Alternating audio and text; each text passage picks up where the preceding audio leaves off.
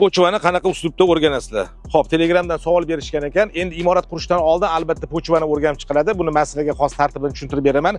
Imorat qurishdan oldin pochvani o'rganish uchun geodezist keladi va ular imoratingizni burchagidan 4 ta yoki 6 taga bo'lgan joygacha urinni olishadi. Hozirgi kunda buni xarajati taxminan 5 milliondan 7 milliongacha bo'ladi. Bu albatta xonadon egasiga ortiqcha xarajat bo'ladi. Lekin ular sizlarga nimani hisoblab beradi?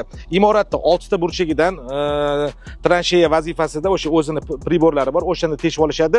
5 metr, 7 metrgacha tushgandan keyin uni tuprog'ini, pochvasini olishadi-da, uni laboratoriyaga olib borib tekshiradi. Bu bizga nima beradi? Suvni qanaqa yaqinligi, necha metrdan suv chiqishi, pochvani qattiqligi, yumshoqligi, tuproqli joy bo'ladimi yoki bo'lmasam shag'al aralashgan bo'ladimi, qumli joy bo'ladimi, o'shani aniqlab berishadi va bundan chiqqan xulosani ular albatta arxitektorga berishadi. Arxitektor keyin zaminni, ya'ni imoratni podvoliga ketadigan materiallarni u hisobini chiqarib beradi. Nechili armatura ishlatish kerak, qanaqa beton marka ishlatish kerak bo'ladi. Lekin mana hozir o'zingizlar ko'rib turibsizlar, biz qazib qo'yganmiz Xonobodda. Yangi uchastka boshlaganmiz. Mana buni ko'rayotgan bo'lsanglar, pochvasi juda ham qattiq. Endi bu yoqqa albatta geodezistlarni chaqirish shart emas.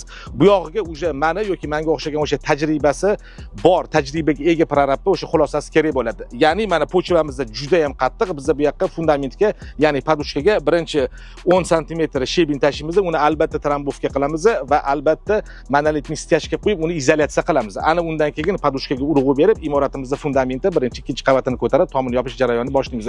Ya'ni prorabga o'zi ham o'zini xulosasini berish kerak. Katlavan qazilgandan keyin pochvaga yaxshilab e'tibor bersa, ancha tajribaga ega prorab nima qilishi yo'lini albatta bilishi shart. Salomat bo'linglar.